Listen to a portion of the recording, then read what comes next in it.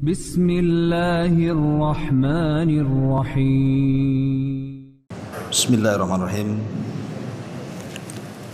Assalamualaikum warahmatullahi wabarakatuh.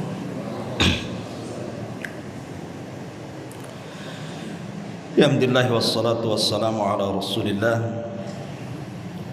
wa ala alihi wa sahbihi wa mawalah wa la hawla wa la quwwata illa billahi wa ba'd. Alhamdulillah, segala puja dan puji hanya milik Allah subhanahu wa ta'ala. Salawat dan juga salam kita hadiahkan kepada Rasul kita Nabi besar Muhammad sallallahu alaihi wa ala alihi wasallam. Ma'asyiral muslimin wal muslimat rahimani wa rahimakumullah. Pembahasan di malam hari ini, karena sebentar lagi kita akan menghadapi bulan Muharram, dan di bulan Muharram itu ada puasa yang disebut dengan Asyura. Maka malam ini kita akan mengupas seputar sejarah adanya puasa Asyura. Bagaimana puasa ini kemudian disyariatkan bagi kita kaum muslimin. Padahal puasa ini adalah puasa yang dilakukan juga orang-orang Yahudi. Lalu apa faedahnya? Kemudian bagaimana sejarahnya? Ma'asyiral muslimin yang dimuliakan Allah subhanahu wa ta'ala, disebutkan dalam sebuah hadis yang dikeluarkan dari Imam Al-Bukhari dan Muslim dari hadis Abdullah ibn Abbas radhiyallahu anhu. Qadiman Nabiy sallallahu alaihi wasallam al-Madinata fara al-yahud tasumu yawma Ashura. Faqala ma hadha? Qalu hadha yawmun salihun, hadha yawmun najjallahu bani Israil min aduwihim, fasamahu Musa syukran. Faqala an-nabiy sallallahu alaihi wasallam fa ana ahaqqu bi Musa minkum, fasamahu wa amara bisiyamihi. Kata Abdullah ibn Abbas radhiyallahu anhuma, saat Nabi sallallahu alaihi wasallam mendatangi kota Madinah, ketika Nabi sallallahu alaihi wasallam hijrah pertama kali dari Mekah ke Madinah, dilihatnya orang-orang Yahudi Madinah itu, mereka berpuasa pada hari Asyura. Maksud hari Asyura adalah tanggal 10 bulan Muharram. Maka Nabi SAW bertanya kepada orang Yahudi, puasa apa ini? Maka orang-orang Yahudi mengatakan, ini hari yang baik, dan ini hari Allah subhanahu wa ta'ala menyelamatkan Bani Israel dari musuh-musuhnya. Maka Musa pun berpuasa karena merasa bersyukur sudah diselamatkan. Maka Nabi SAW mendengar alasan orang-orang Yahudi itu, mengatakan, kalau begitu saya berhak dengan Musa dibandingkan kalian. Maka Rasul berpuasa dan memerintahkan seluruh para sahabatnya untuk berpuasa. Dari hadis ini kesannya, Nabi SAW mengikuti puasanya orang-orang Yahudi. Itu kesannya.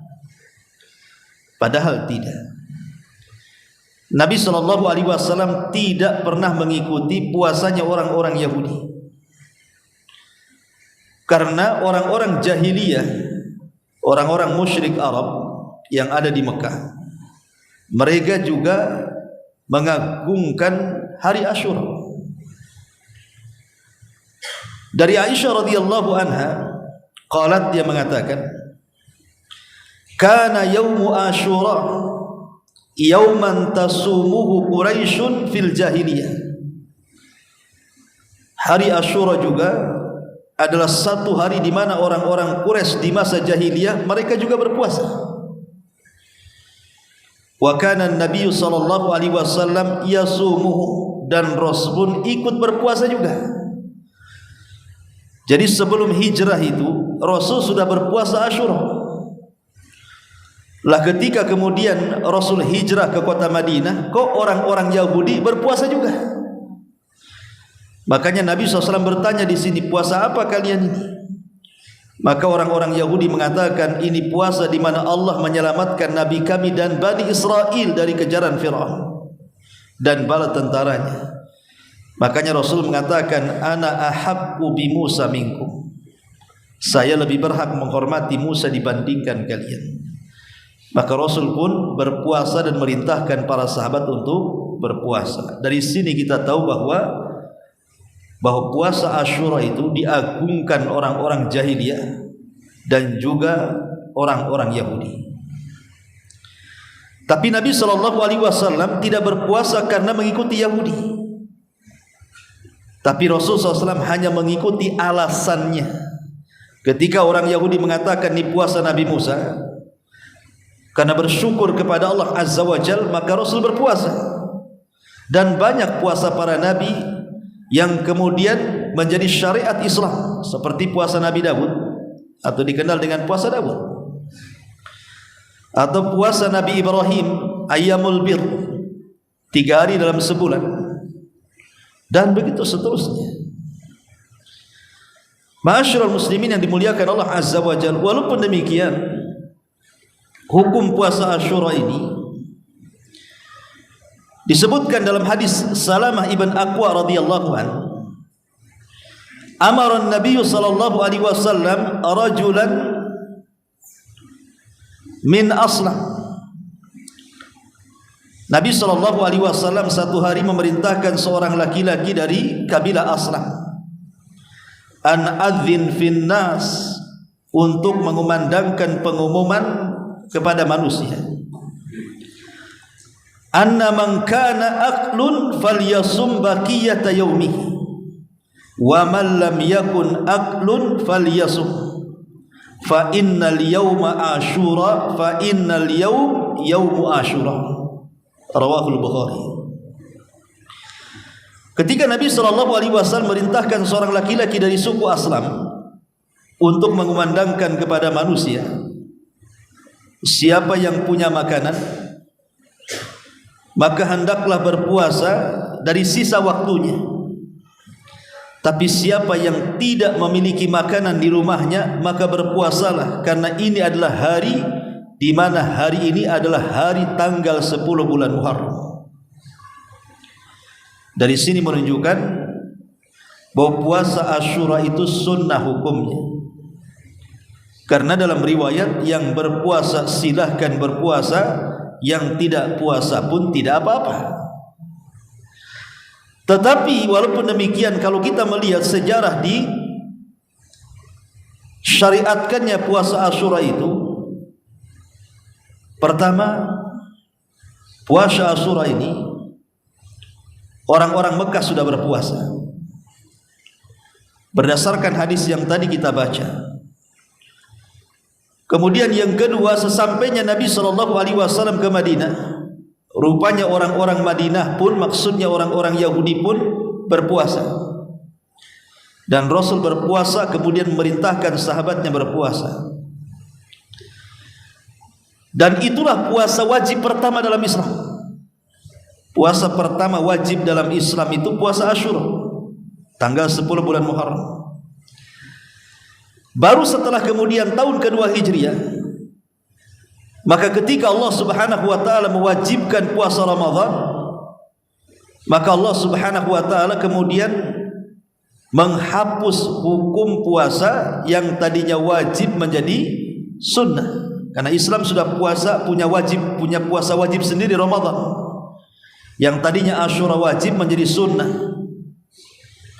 Kemudian ketika Nabi SAW di akhir hayatnya Banyak para sahabat yang protes kepada Rasul dan mengatakan, Rasul, kalau kita berpuasa tanggal 10, Yahudi juga puasa tanggal 10, nanti orang mengira kita mengikuti Yahudi. Maka Nabi SAW mengatakan, ya sudah, kalau begitu tahun depan kita akan berpuasa tanggal 9 juga. Tetapi Allah Subhanahu wa ta'ala takdirkan belum sampai Rasul berpuasa tanggal 9, Rasul sallallahu alaihi wasallam wafat. Artinya sudah janji akan puasa tanggal 9. Dari sini kata Imam Ibnul Qayyim rahimahullahu taala, Imam Ibnul Qayyim rahimahullahu taala membuat maratib siyam yaum Asyura. Tertib puasa hari Asyura itu menjadi 3 hukum. Yang pertama, kata Imam Ibnul Qayyim rahimahullahu taala, akmaluha an yusama qablahu yaumun wa ba'dahu yaumun. Sebaiknya berpuasalah tanggal 10, kemudian berpuasalah hari sebelum tanggal 10 tanggal 9, dan setelah tanggal 10 tanggal 11. Berarti berpuasa 3 hari berturut-turut, 9, 10, 11. Ini yang paling sempurna kata Imam Ibnul Qayyim.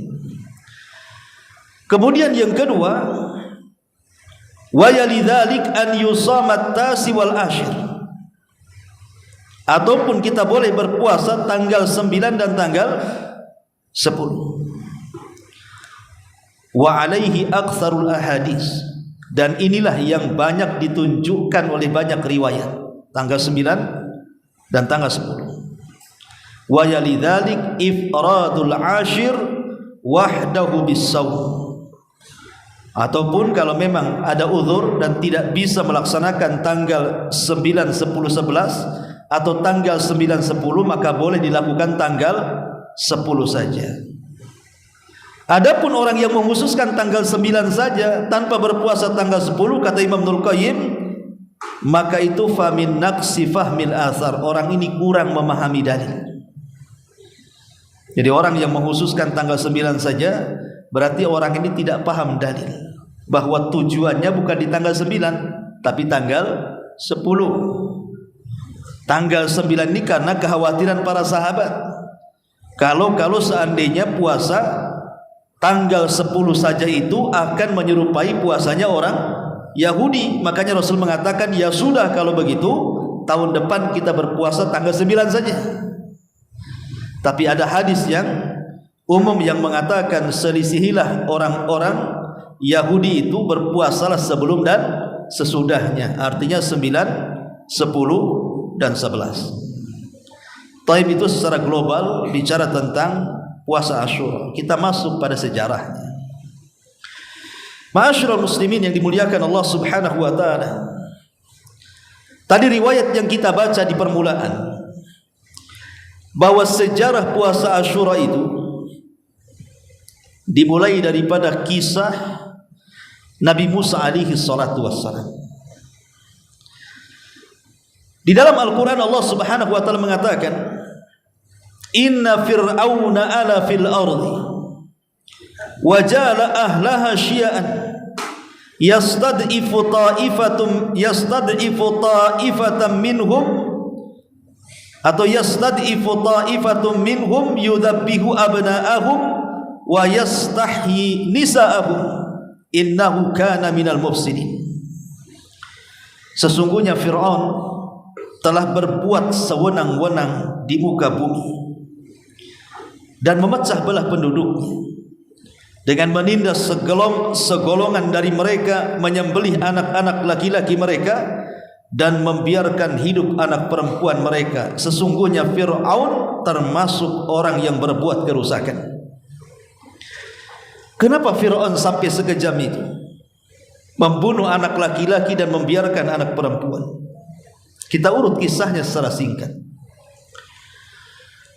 Dari zaman Nabi Ibrahim alaihi salatu wassalam, kita tahu bahwa perjalanan Nabi Ibrahim itu berawal dari Irak, kemudian hijrah ke Palestina, kemudian dari Palestina hijrah ke Mesir.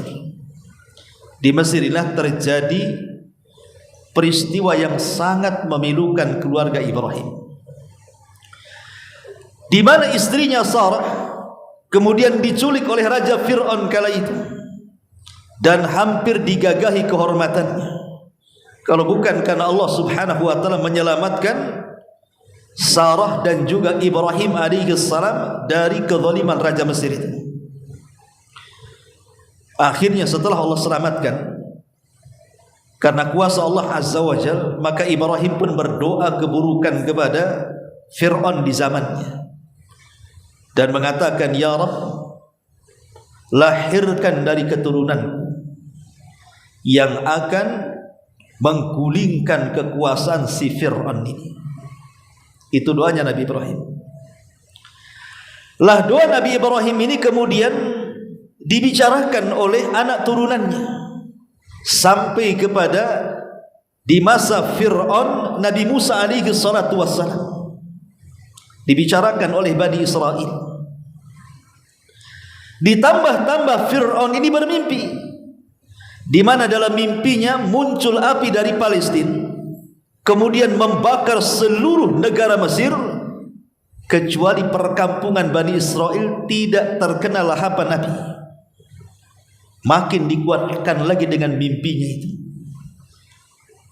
Pertama dikuatkan dengan kisah desas-desus cerita Bani Israel bahwa kakek buyut mereka Ibrahim pernah berdoa bahwa akan ada dari turunannya yang akan menggulingkan kekuasaan Fir'aun. Ditambah-tambah Fir'aun mimpi, kan makin kuat, berarti dia akan digulingkan. Apalagi setelah kemudian dia berusaha mengumpulkan para penasihat spiritualnya, bertanya nih soal takwil mimpi.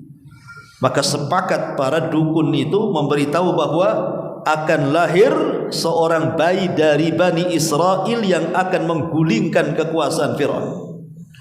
Dari situlah Fir'aun mulai ganas, kemudian membuat aturan sembelih anak laki-laki, biarkan anak perempuan.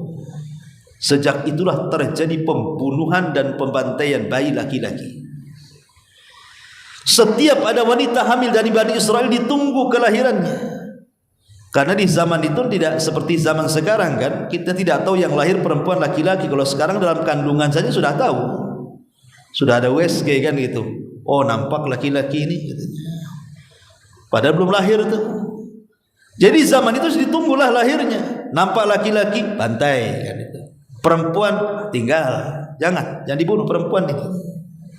Dan itu berlangsung bertahun-tahun, sampai akhirnya kemudian orang-orang tua dari anak bayi-bayi yang dibunuh ini semakin tua dan semakin renta. Sebagian mereka meninggal, sementara anak-anak bayi laki-laki tidak ada yang hidup karena dibunuh. Maka semakin sedikitlah jumlah Bani Israel. Dari situ memicu kekhawatiran para pejabat Mesir dan mengatakan kepada Fir'aun, wahai Fir'aun, kalau ini dilakukan sehingga yang tua-tua Bani Israel mati sementara tidak ada generasinya, lalu siapa yang akan menolong kami di sini? Siapa yang akan menolong membantu jalan, pembangunan jalan, pembangunan gedung, menjadi pembantu dan begitu seterusnya?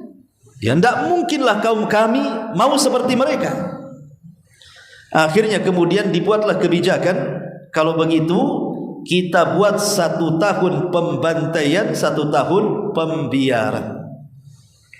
Lah di saat tahun pembiaran tidak ada pembantaian, lahirlah Nabi Harun. Tapi di tahun ketika pembantaian lahir pula Nabi Musa. Tetapi ketika kehamilan ibundanya, Allah subhanahu wa ta'ala menutupi itu sehingga tidak ada yang tahu bahwa Ummu Harun ini sedang hamil Nabi Musa. Sehingga ketika kemudian lahir tidak ada yang tahu. Dan subhanallah, salah satu irhasat keajaiban Nabi Musa adalah ketika Nabi Musa lahir ditanamkan kecintaan Allah kepadanya. Dan kalau Allah menanamkan kecintaan kepada hambanya, maka ditanamkan kecintaan kepada keluarga dan kabilahnya. Maka ketika Musa kecil, kabilahnya sayang dengan Musa dan orang tua juga sayang. Sehingga mereka mengatakan jangan sampai bayi ini kemudian ketahuan oleh kaum Kipti bisa dibunuh. Akhirnya kemudian Allah ilhamkan kepada ibu Nabi Musa untuk membuat kotak. Dibuatlah kotak kepada seorang Bani Israel dengan minta dipercepat pembuatannya. Namanya kotak, buru-buru dibuat tentu tidak akan bagus. Asal-asalan, namanya cepat kan gitu ya. Artinya kalau tidak bagus ini kotak akan dihanyutkan di lautan atau akan dihanyutkan di Sungai Nil, bisa saja kemudian tenggelam kotanya, atau mungkin masuk air di lubang-lubangnya kan gitu. Tapi kuasa Allah Subhanahu wa taala, walaupun kotak itu terburu-buru pembuatannya, Nabi Musa diletakkan di situ, kemudian dihanyutkan dengan tetap di tali ke daratan, tapi Allah selamatkan Musa. Tidak tenggelam Musa. Jadi kalau di siang hari sengaja di kotak itu dilepaskan, yang jelas talinya tidak lepas, dan kalau malam hari dicopot karena Musa harus disusui. Sampai pada waktunya Allah Subhanahu wa ta'ala takdirkan talinya lepas. Maka kotak itu kemudian berenang sampailah di istana Firaun. Lah ketika kemudian kotak itu sampai di istana Firaun, maka akhirnya kemudian kotak itu diambil oleh istri daripada Firaun, Asiyah bintu Muzahim. Subhanallah. Asiyah bintu Muzahim ditanamkan oleh Allah perasaan sayang kepada bayi itu, sampai ketika Fir'aun itu hendak membunuhnya, curiga ini bayi Bani Israel ini katanya. Maka istrinya mengatakan, wa qalat imra'atu fir'aun qurrat aini li walak la taqtulu asa an yanfa'ana aw nattakhidahu waladan wa hum la yash'urun. Dan berkata istri Fir'aun, Asiyah bintu Muzahim, ini adalah penyejuk mata hatiku dan mudah-mudahan juga penyejuk untuk kedua mata. Tapi Fir'aun mengatakan tidak, itu penyejuk matamu saja katanya, tidak mataku katanya. Kata para ulama tafsir, seandainya Fir'aun mengiyahkan perkataan Asiyah, tentu dapat hidayah. Tapi Allah sudah takdirkan Fir'aun ini memang kafir dan mati di atas kekafiran. Dia malah mengatakan itu penyejuk matamu dan tidak mataku katanya. Coba kalau Fir'aun dialah, mudah-mudahan penyejuk mata kita berdua, pasti dapat hidayah dia. Tapi takdir memang digariskan tidak seperti itu. Maka Asiyah mengatakan, la taqtuluh, jangan kau bunuh. Boleh jadi bayi ini akan bermanfaat bagi kita, atau kita ambil sebagai anak angkat kita. Maka Allah mengatakan, wahum la yash'urun, mereka tidak sadar bahwa yang dimaksud oleh Fir'aun, orang yang akan dalam mimpinya, orang yang akan menggulingkan kekuasaannya, adalah bayi yang sementara ditemukan dalam kotak itu. Lihat, wa makaru makran, wa makaru makran, wa makarna makran wallahu khairul makirin. Mereka hendak membuat makar, Allah juga punya makar, dan Allah sebaik-baik makar. Mereka tidak sadar bahwa bayi itu yang akan menggulingkan kekuasaannya. Singkat cerita, Musa pun akhirnya tumbuh di istana Fir'aun. Walamma balagha ashuddahu wastawa atainahu hukman wa ilman wa kadzalika nazzil muhsinin. Dan setelah Musa cukup umur, dewasa maksudnya, dan sempurna akalnya, kami berikan kepada Musa hikmah kenabian dan juga pengetahuan, dan demikianlah kami memberi balasan kepada orang-orang yang berbuat baik. Singkat cerita, satu hari Musa karena sudah dewasa tuh, dan orang-orang mengenalnya dia adalah anak Fir'aun, anak nomor 1 Mesir. Berjalan-jalanlah satu hari Musa itu di ganggang kota Mesir. Rupanya ada seorang Kipti dan Bani Israel berkelahi. Jadi Kipti itu dari kabilah Fir'aun punya ladang, karena merasa tuan dia kan, dari keluarga Fir'aun tentu merasa jadi tuan, dan Bani Israel itu merasa diperbudak oleh mereka. Jadi meminta salah seorang anak muda dari Bani Israel untuk membantu di ladangnya. Tidak mau. Anak muda dari Bani Israel menolak, karena tahu bahwa percuma saja bekerja kalau dianggap budak yang gak dibayarkan itu. Akhirnya cekcok. Ketika cekcok itulah Musa lewat di situ. Lah ketika kemudian Kibti ini hendak menyiksa si Bani Israel ini, pemuda Bani Israel tiba-tiba berteriak kepada Nabi Musa alaihi salatu wassalam untuk supaya dia menolongnya. Maka Musa pun kemudian menolongnya, tapi masalahnya ketika Musa hendak melerai keduanya, tiba-tiba si Kibti ini melayangkan pukulan kepada Musa dan Musa kemudian menahannya dan melemparkannya kemudian mati. Bayangkan Musa ini hanya nangkis saja, bisa mati orang yang ditangkis itu. Gimana kalau nonjol? Ya. Makanya Allah Subhanahu wa taala katakan wa dakhalal madinata di sini ala hini ghaflati min ahliha fawajada fiha rajulaini yaqtatilani hada min syi'atihi wa hada min aduwihi fastaghathahu alladhi min syi'atihi ala alladhi min aduwihi fawakazahu Musa faqada alaihi. Musa pun memasuki kota ketika penduduknya sedang lengah. Ia pun mendapati padanya dua laki-laki yang sedang berkelahi, yang seorang berasal dari golongan Bani Israel dan seorang lagi berasal dari kaum Fir'aun. Lalu orang yang dari golongan Bani Israel pun meminta bantuannya untuk mengalahkan orang yang berasal dari musuhnya. Musa pun kemudian meninju orang tersebut dan seketika matilah dia. Artinya Musa tanpa sadar membunuhnya. Kemudian Musa mengatakan hadza min amali syaitan. Ini adalah perbuatan syaitan. Aku enggak bermaksud membunuhnya. Tetapi peristiwa pembunuhan ini bahaya karena bagaimana yang dibunuh ini anak pejabat Mesir. Dan ketika itu hukuman para pembunuh dibunuh. Qisas gitu ya. Tetapi pembunuhan disembunyikan, tidak ada yang tahu. Ya. Lah ketika kemudian satu hari rupanya anak muda dari Bani Israel ini yang ditolong oleh Nabi Musa rupanya ribut lagi sama orang. Oh, rupanya dia tukang ribut tuh. Ya.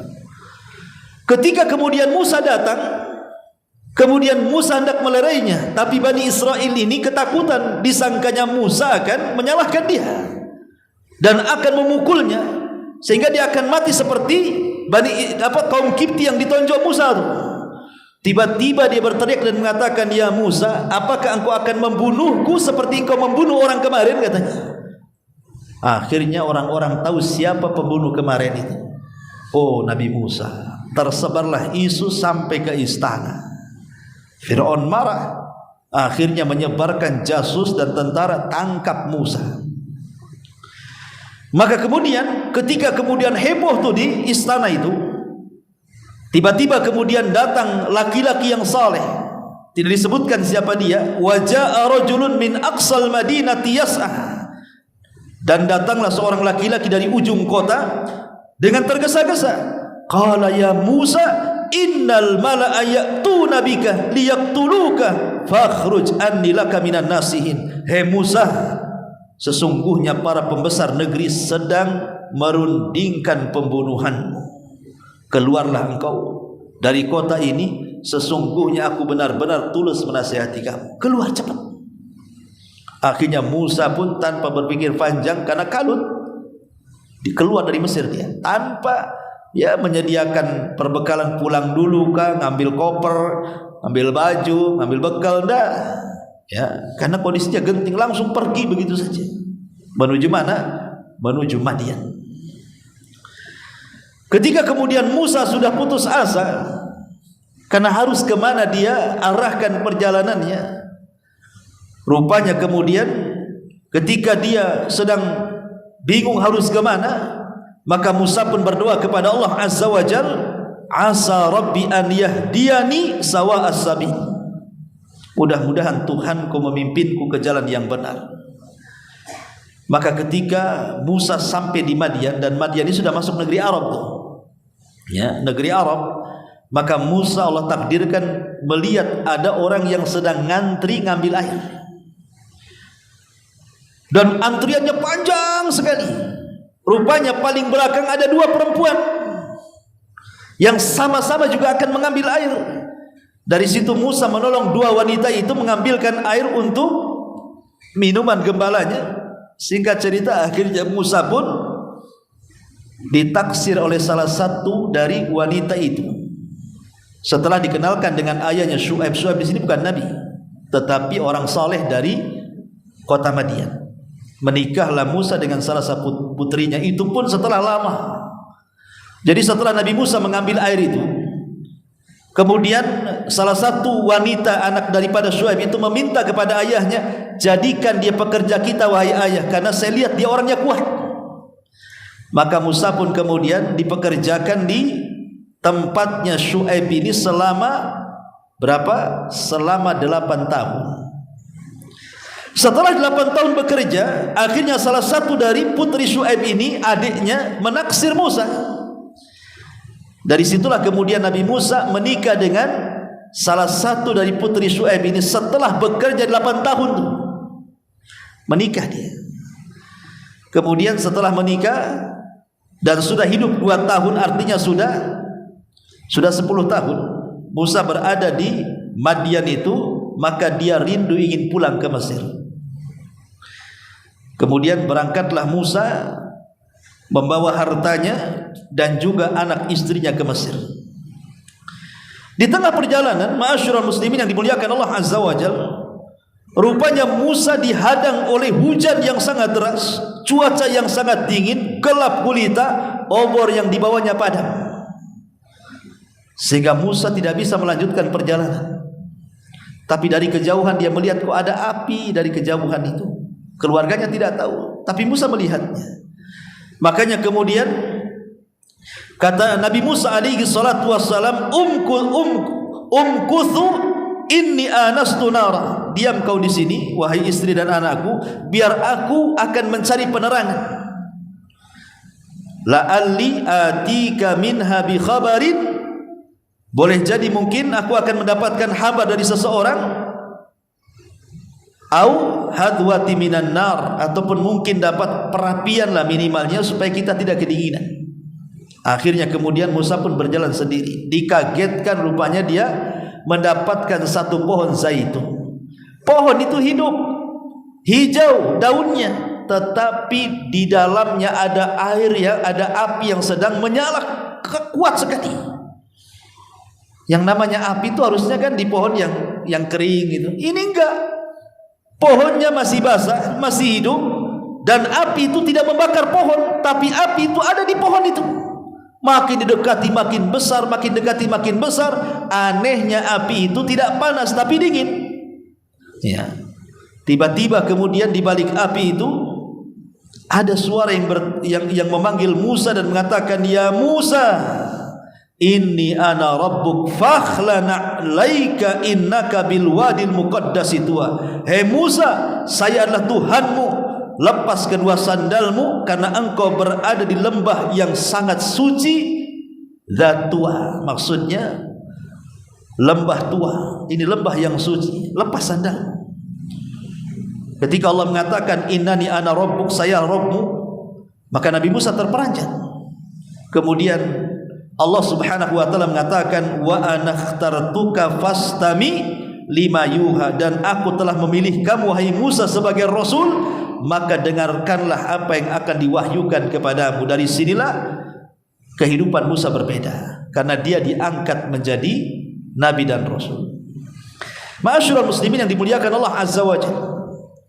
Lah ketika kemudian Musa pun berdialog dengan Allah Subhanahu wa taala di balik api itu, Allah Subhanahu wa taala kemudian bertanya kepada Musa soal tongkat yang dibawanya dan mengatakan, itu apa yang di tanganmu itu? Maka Musa mengatakan, ini tongkat untuk aku berjalan, atau aku gunakan untuk menjaga kambing-kambingku dan macam-macam kegunaannya. Maka Allah mengatakan, ya Musa, lemparkan tongkatmu. Tiba-tiba kemudian tongkat itu dilempar, jadi ular besar. Ketakutan Nabi Musa. Kemudian setelah itu, jangan takut wahai Musa, dekati ular itu, ambil ekornya, maka dia akan menjadi tongkat kembali. Maka mendekati dengan takutnya, diambil ekornya, kemudian berubah jadi tongkat kembali. Kemudian kata Allah, masukkan tanganmu di kainmu, di pesakmu. maka akan mengeluarkan cahaya dari tanganmu. Maka Musa masukkan tangannya, ketika dikeluarkan pokoknya tangannya menjadi obor gitu ya, terang di mana-mana gara-gara tangannya. Dan itu permulaan mukjizat Nabi Musa. Akhirnya kemudian sebelum Musa pergi dari tempat itu, Allah Subhanahu wa taala menyerahkan satu tugas kepada Musa, idhab ila fir'auna innahu tagha. Kau harus berangkat ke Mesir, dakwai Fir'aun, dia orang yang melampaui batas. Akhirnya Musa pun setelah sampai di Mesir, kemudian berjumpa dengan keluarganya. Ketika hendak menuju Fir'aun, takut dia. Kenapa takut? Karena dia tidak fasih ngomongnya. Ini yang dihadapi orang nomor satu Mesir. Tetapi dia punya abang namanya Harun, dan dia meminta kepada Allah Azza wa Jal, akhi Harun huwa afsahu minni lisanan, ya Rabb, aku punya saudaraku Harun, dia kalau ngomong itu fasih sekali, jadikan dia temanku dalam berdakwah dan jadikan dia seorang nabi. Akhirnya Allah Subhanahu wa taala menjadikan Harun nabi karena syafaatnya Nabi Musa. Singkat cerita, akhirnya kemudian Musa pun berangkat dengan Harun menuju Fir'aun. Mulailah kemudian mereka berdialog dengan Fir'aun. Ketika kemudian Nabi Musa dan juga Harun sampai kepada Fir'aun, kemudian berusaha untuk mendakwahi Fir'aun, maka Fir'aun tersinggung, kemudian mulai mengancam Musa akan membunuhnya dan mengatakan, daruni aqtul Musa, wahai kaumku, biarkan aku bunuh Nabi Musa. Kurang ajar dia.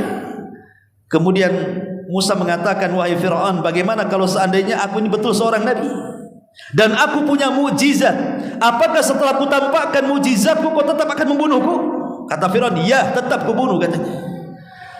Tiba-tiba ketika Musa melemparkan tongkatnya jadi ular, Fir'aun pun ketakutan, kemudian hampir lari.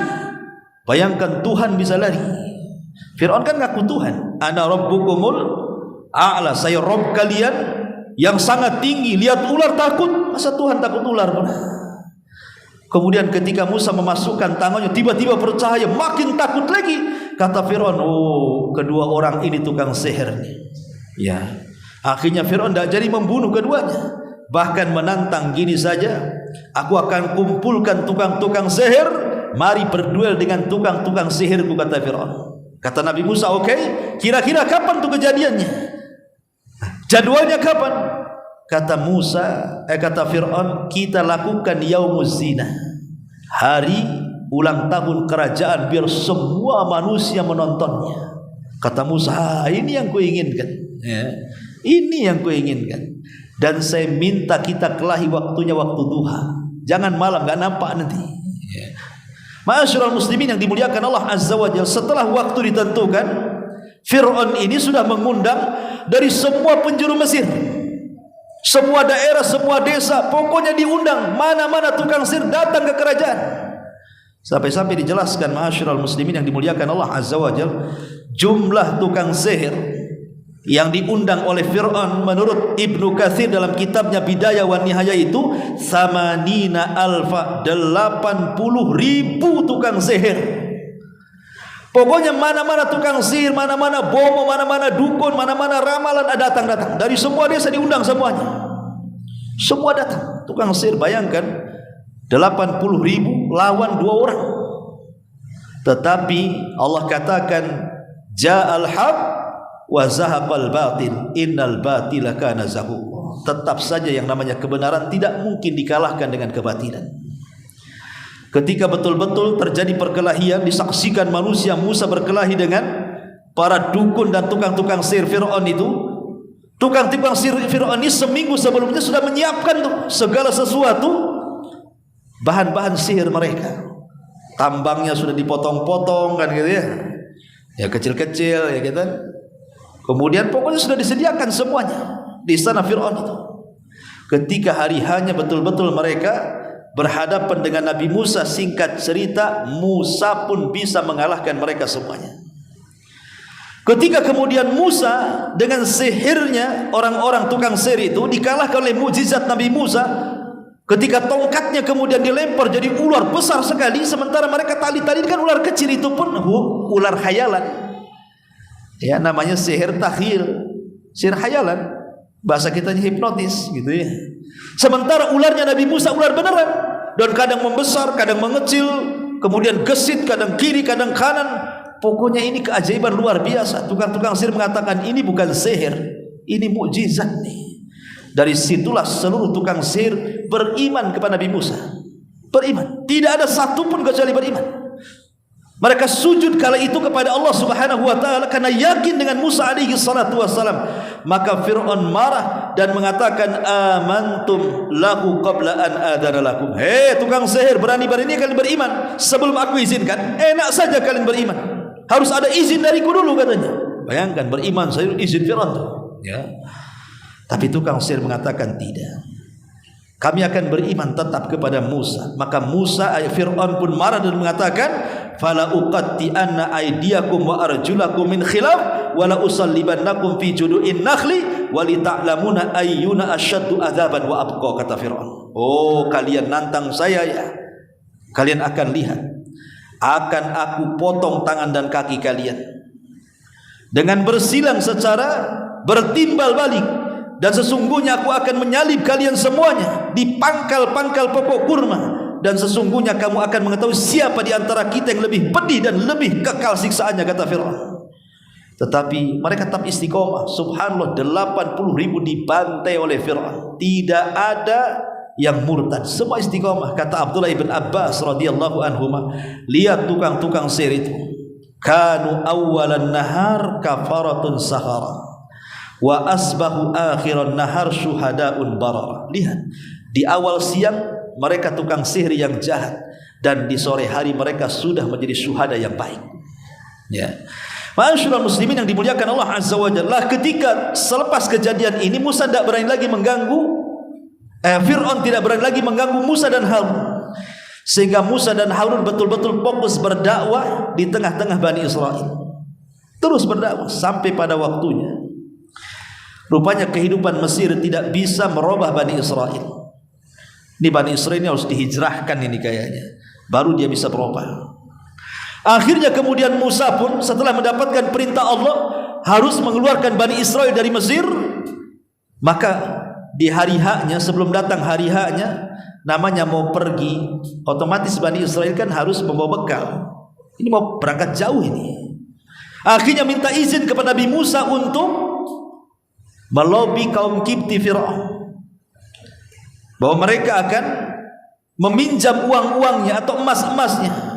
Jadi satu hari yang diberikan waktu oleh Nabi Musa itu, semua Bani Israel berpencar mendatangi rumah-rumah kaum Kipti, terutama wanita-wanitanya, dan berbohong kepada wanita-wanita kaum Kipti dan mengatakan, besok kami Bani Israel akan mengadakan ulang tahun dan kami harus pakai emas banyak. Ya, bisa nggak kau pinjamkan emas-emas itu hanya sehari saja? Akhirnya oleh wanita-wanita Kipti dipinjamkan oleh majikan-majikannya itu. Rupanya nipu. Setelah dapat emasnya, besoknya mereka berangkat dengan Nabi Musa. Berarti emas-emas hasil curian tuh. Makanya nanti ada kisah emas-emas itu kemudian karena hasil curian mereka merasa bersalah, kemudian dilempar, dipungut sama Samiri, dibuat patung anak sapi. Nah ceritanya nanti ya. Tapi itu kan cerita lain. Lah ketika betul-betul kemudian Bani Israel dengan Musa ini berangkat menuju Palestina, ini Fir'aun ini dengan mata-matanya sudah tahu bahwa mereka akan kabur. Maka kemudian Fir'aun menyiapkan bala tentara yang besar, kemudian menyusul mereka. Lah kemudian saling kejar-kejaran antara Musa dan Bani Israel dengan Fir'aun dan bala tentaranya. Ketika sampai kemudian di lautan, jalan buntu, tidak ada lagi jalan, Bani Israel mulai cemas dan mengatakan, inna la mudrakun. Wahai Musa, lihat tentara Fir'aun sudah melihat kita, sementara depan kita lautan. Kita akan dibantai seperti mereka membantai tukang sihir. Tapi Musa menenangkan Bani Israel dan mengatakan, jangan sedih dan jangan takut. Inna ma iya rabbi sayahdin. Kebersamaan Allah, Allah pasti akan menunjukkan jalannya. Akhirnya Musa pun kemudian diperintahkan Allah untuk mementung atau memukulkan tongkatnya di lautan. Tiba-tiba kemudian lautan itu belah dan menjadi 12 jalan. Maka Bani Israel masing-masing kabilah melewati jalan yang sudah dibelah di lautan itu. Setelah kemudian mereka sampai di pinggir lautan, kemudian Fir'aun mengejar. Ketika sampai di pertengahan lautan, maka tiba-tiba Allah perintahkan Musa untuk memukulkan dari seberang tongkatnya kembali. Tiba-tiba kemudian lautan itu menyatu, dan disitulah tepat pada tanggal 10 Muharram Fir'aun pun ditenggelamkan. Fir'aun pun ditenggelamkan. Ketika Fir'aun tenggelam ini, ma'asyiral muslimin yang dimuliakan Allah Subhanahu wa taala, dijelaskan dalam surah Yunus, wajawazna bi bani Israil al-bahra fa'atba'ahum fir'aun wa junudahu baghyan wa udwanan hatta idza adrakahu al-gharaqu qala amantu annahu la ilaha illa alladhi amanat bihi banu Israil wa ana minal muslimin. Dan kami ketika kemudian kami selamatkan Bani Israel melintasi lautan, kemudian Fir'aun dan bala tentaranya mengikuti mereka untuk mendolimi dan menindas mereka, sehingga ketika Fir'aun hampir tenggelam, dia mengatakan, aku beriman bahwa tidak ada Tuhan melainkan Tuhan yang dipercaya oleh Bani Israel, dan aku termasuk orang-orang yang beriman. Tiba-tiba Fir'aun taubat pula di situ. Maka Allah katakan, al-an qad asaita qablu wa kunta minal mufsidin. Mengapa baru sekarang wahai Fir'aun kau beriman? Pada sesungguhnya engkau telah durhaka sejak dulu. Engkau berbuat kerusakan, baru tobat sekarang setelah akan tenggelam. Ya. Dalam riwayat yang disahihkan oleh Syekh Albani rahimahullahu taala, bahwa saat Fir'aun ini hendak bertobat dan mengucapkan iman kepada Allah Azza wa Jalla, Jibril datang, kemudian mengambil tanah, kemudian dimasukkan ke mulut Fir'aun agar Fir'aun tidak mengucapkan bertobat kepada Allah Azza wa Jalla. Disebutkan ketika Fir'aun mengucapkan amantu annahu la ilaha alladhi amanat bi banu Israil, faqala Jibril ya Muhammad falau ra'aitani wa ana akhudhu min halil bahri fa adussuhu fi fihi makhafatan an tudrikahur rahmah. Ketika Fir'aun mengatakan aku beriman dengan apa yang diimani Bani Israel, Jibril mengatakan, wahai Muhammad, kalau engkau tahu saat aku memasukkan tanah ke dalam mulut si Fir'aun itu, supaya dia tidak mendapatkan rahmat Allah, karena orang seperti itu tidak layak bertobat, kata Jibril. Akhirnya kemudian Fir'aun pun meninggal, tenggelam. Lah Bani Israel ini dari kejauhan gak yakin kalau Fir'aun itu mati. Ya, paling mati tentaranya mungkin. Ya, biasakan raja itu kan dia paling diam saja, serbu gitu kan. Paling itu tentaranya aja yang mati itu. Paling dia masih hidup katanya. Bani Israel ngeyel kan. Fir'aun sudah mati masih gak percaya lagi. Akhirnya kemudian Nabi Musa alaihi salatu wasallam berdoa kepada Allah agar ditampakkan jasadnya Fir'aun itu, supaya Bani Israel melek matanya bahwa Fir'aun itu sudah mati.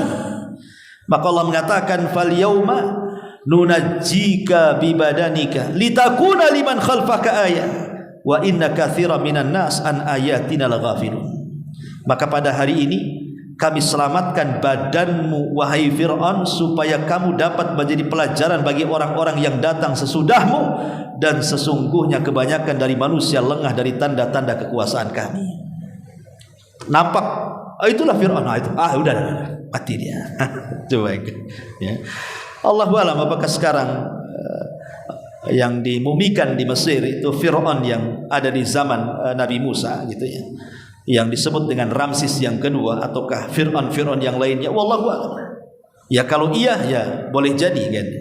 Kalaupun tidak, maka kita yakini bahwa Fir'aun itu tidak hancur badannya, diselamatkan badannya untuk menjadi sebuah bukti bagi orang-orang setelahnya. Dan kita tahu bahwa tenggelamnya Fir'aun tepat di tanggal 10 bulan Muharram, dan Nabi Musa merasa bersyukur karena diselamatkan Allah dari kejaran Fir'aun dan tentaranya.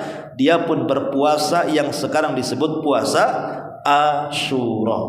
Itulah di antara sejarah adanya puasa Asyura. Subhanakallah bihamdika asyhadu an la ilaha illa anta astaghfiruka wa atubu ilaik. Allahu ta'ala alam. Assalamualaikum.